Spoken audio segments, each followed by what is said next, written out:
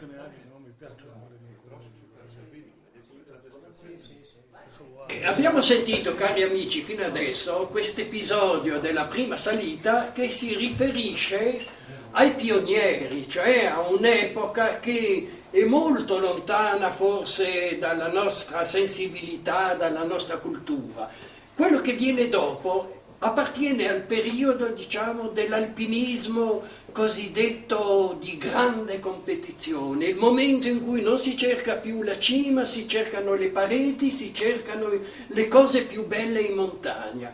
Ed è stranamente legato questo momento a di nuovo un'unione di due cordate. I fratelli Fanton, Luisa, Berto e poi in un secondo momento Paolo, e la cordata, diciamo, semi-professionistica, in quanto c'era una guida Schrofenegger e un cliente Bleier che erano austriaci.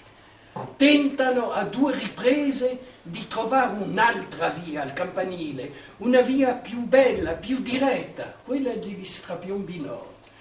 Si trovano di fronte a un muro strapiombante, cercano di aggirarlo attraversando verso destra dove c'è uno spigolo evidentemente più fattibile, cercano di superarlo direttamente. 2 giorni, 2 tentativi, non riescono.